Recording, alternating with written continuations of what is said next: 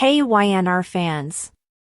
Waving hand, welcome to YNR Trends, your go-to spot for the juiciest Young and the Restless updates, shocking spoilers, and all the drama you can't stop talking about. From surprise returns to scandalous twists, we break it all down for you, every day. So grab your coffee, hit that subscribe button, and let's dive right into Genoa City's hottest gossip. Spoilers for The Young and the Restless suggest that Kane Ashby might be betraying Victor Newman. Will Kane ultimately aid Jack Abbott and Jabot in their retaliation against Newman Enterprises? Fans of YNR are aware that Victor is now blackmailing Kane, who clearly does not like being forced into this situation. However, Amanda Sinclair is scheduled to make a comeback before the conclusion of the week of August 25th to 29th, so depending on what she can do, her return might be revolutionary. Kane might assign Amanda to help him get out of the situation, which could entail exposing Victor's allegations on Colin Atkinson's last scam or possibly uncovering information to provoke a standoff over blackmail. In any event, Kane's most recent realization may also influence what happens next. Kane cancelled all of his takeover plans in Genoa City as he flashed back to Colin pressuring him to bury Aristotle Dumas permanently in the August 26th episode. Phyllis Summers is the devil on Kane's shoulder and whispering in his ear, therefore it's feasible that he will change his mind. However, it's also feasible that Kane will see a sea change as a result of this. Since that's the kind of thing Lily Winters would be happy with, maybe Kane's ideas will actually change and he will fight for what's right. In order to manipulate Kane and get him to join forces against Jabot, Victor is using extortion. Perhaps Kane can change the situation and turn into a genuine ally of the Abbotts. Billy Abbott will shortly receive information from Kane regarding a plan, which Billy will then inform Jack of. Is this the beginning of Kane's scheme to deceive Victor and foil any Newman scheme against Jabot? Adam Newman must have a reason for being so concerned about this phony alliance with Kane and all the potential problems. The fact that Adam believes it will backfire suggests that's exactly what will occur. According to previews for The Young and the Restless, Victor might be taken aback by some of Kane's next maneuvers, so pay attention. After years of surviving in the background of other people's power conflicts, Kane Ashby realized he had to choose a side this time.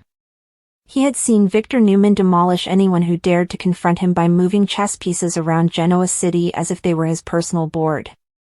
Victor never forgot a betrayal and never forgave it, so Kane had experienced that sting before.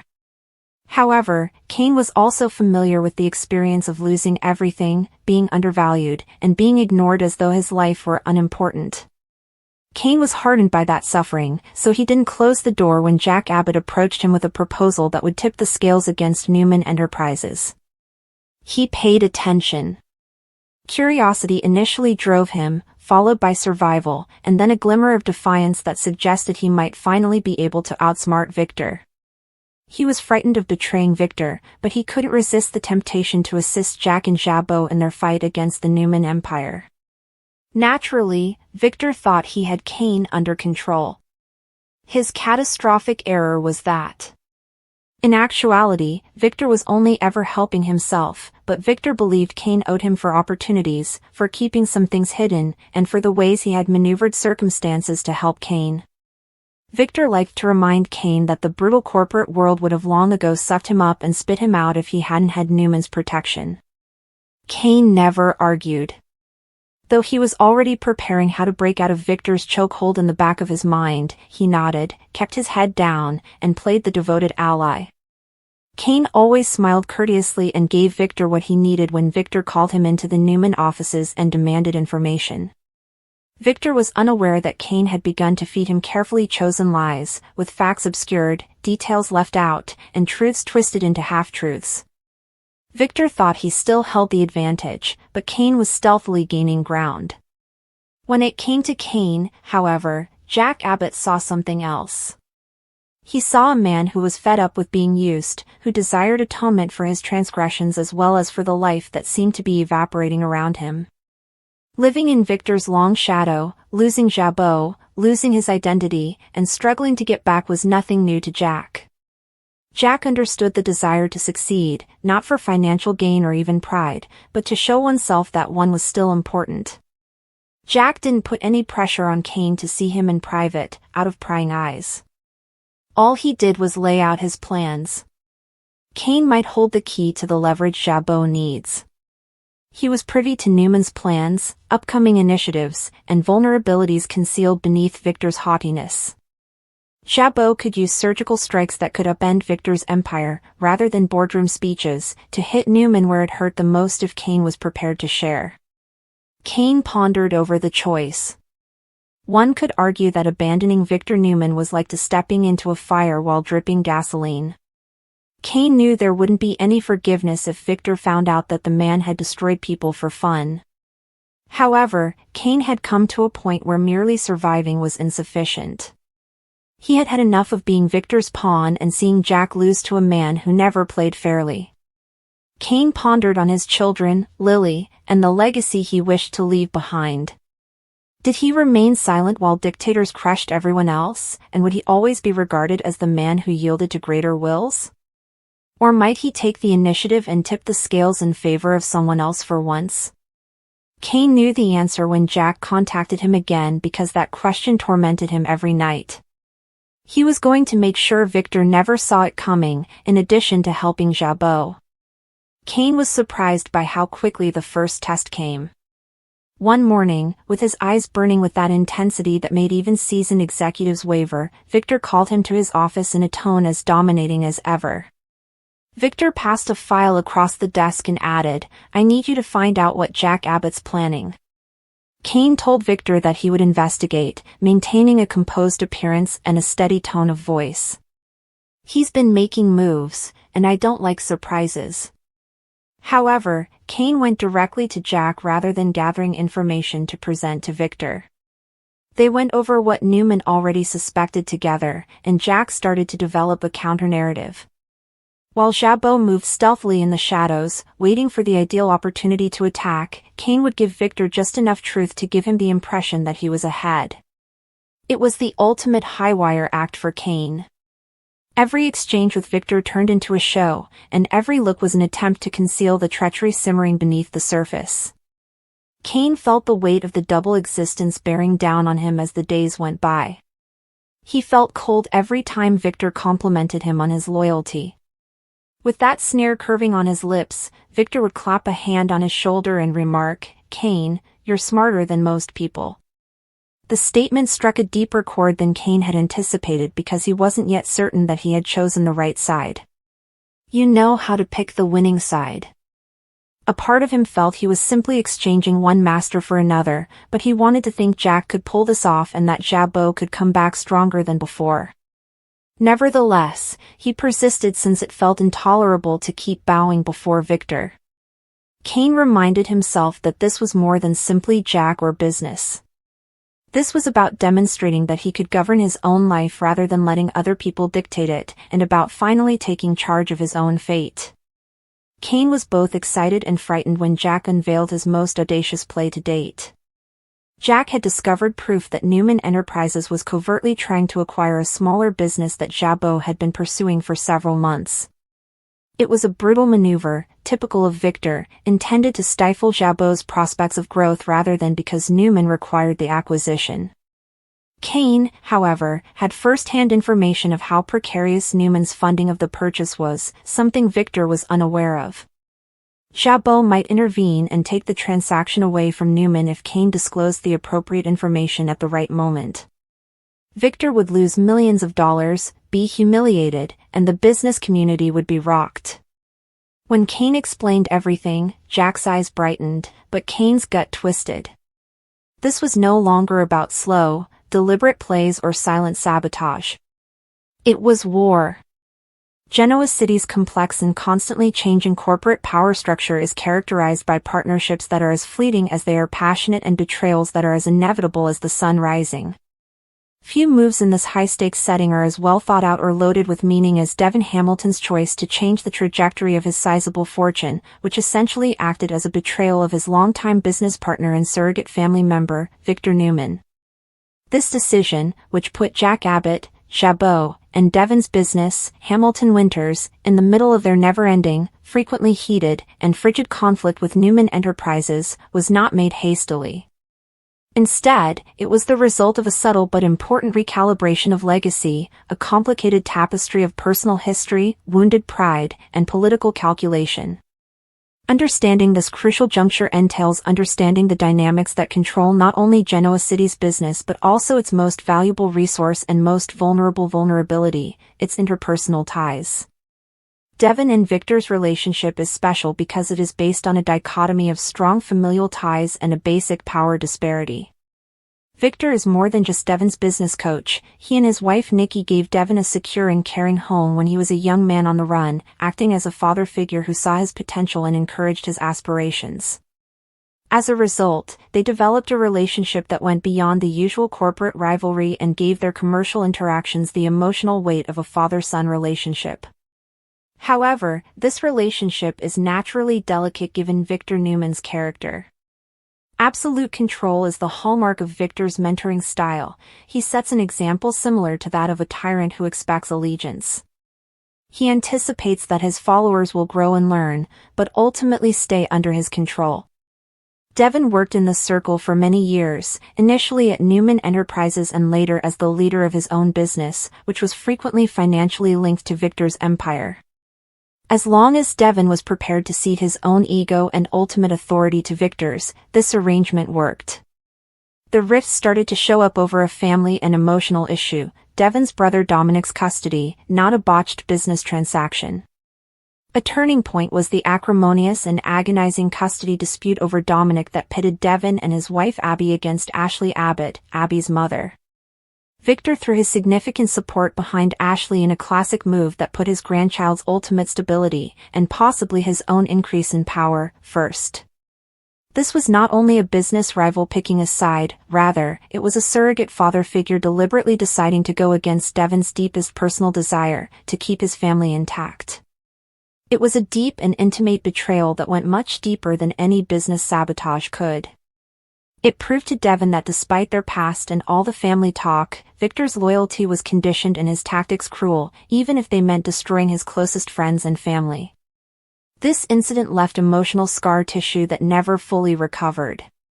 Every time Devon, a man of great pride himself, sat across a boardroom table from Victor, he had to swallow a lingering anger that had permanently cracked the foundation of their relationship. The double cross relies heavily on this personal past. Without it, any economic dispute could have been resolved through negotiation. However, their relationship changed as a result of the custody dispute, which made Devon realize how different his interests were from Victor's and how they might never be again. The business struggle for Chancellor Winters served as the direct impetus for the Hamilton-Winters ruling. This business, which was created by combining Devon's Winters family with the Chancellor Empire, is more than just a source of wealth and income for Devon. It is a tangible representation of his identity, independence, and homage to his late father, Tucker McCall, as well as his adopted family, the Winters and the Hamiltons. Victor Newman was looking for more than just a lucrative asset when he decided to buy Chancellor Winters. Devon believed that Victor was trying to engulf the final autonomous organization that posed a serious threat to his absolute control, as did the objective assessment of Genoa City's business history.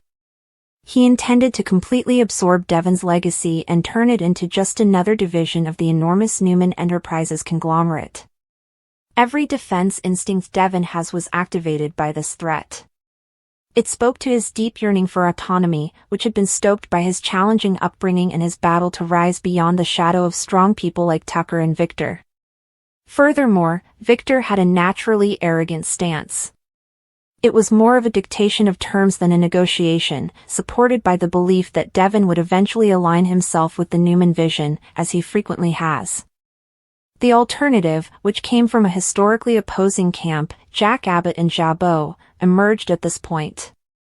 Because Jack's offer was designed to immediately appeal to Devon's wounded pride and his need for independence, it was a superb strategic move. Jack offered a partnership rather than absorbing Hamilton Winters. He outlined a strong, autonomous coalition that might be a suitable alternative to Newman Enterprises. Jack's proposition felt more like an invitation to a coalition of equals than Victor's, which felt more like an annexation. Devon's emotional state was expertly tapped into in this persuasive piece. Jack Abbott, a lifelong shadow of Victor and a skilled manipulator himself, was the best person to understand the psychology involved. He was aware that Devon's animosity toward Victor was a more precious asset than any cash reserve. Jack gave Devon a route that bolstered his ego and eased the pain from the past by providing him with respect, independence, and a place at a table across from Victor instead of a lower-ranking one next to him. The emotional justification was too strong to refuse. Even though the commercial justification was sound, Jabot and Hamilton Winters could combine resources, innovate, and compete on a scale neither could on their own. Devon's choice to side with Jack and Jabot was, therefore, a pure act of planned betrayal. Because he had been seriously negotiating with Victor, the elderly patriarch thought that a deal was not only conceivable but likely. Victor Newman suffered a terrible humiliation when he openly changed his mind and sided with his bitterest enemy. It was a rejection that was profoundly personal as well as professional. Devon had just shown a disastrous devaluation of their connection, and loyalty is the ultimate currency in Victor Newman's universe. Devon made the decision for a number of strategic reasons. First of all, it guaranteed Hamilton Winters and Chancellor Winters instant independence from Newman's authority. Second, it presented Devon as Victor's main rival and peer rather than his protégé. He had formed his own country in collaboration with another, and was no longer the student, he was now the rival king. Thirdly, it was payback, which was perhaps the most fulfilling for me personally. It was a clear reaction to the betrayal of the custody dispute, a declaration that Devon would not be intimidated, that his legacy would not be taken, and that the student had all too well absorbed the master's lessons in cunning tactics. This partnership has far-reaching effects that go well beyond the stock price or market share. It signifies a significant change in Genoa City's power structure. The dichotomous, nearly legendary battle between the Abbotts and the Newmans has been the main source of contention for decades. Devon has changed that dynamic into a more intricate, three-sided dispute by firmly establishing Hamilton Winters as a significant power player in the Abbott camp.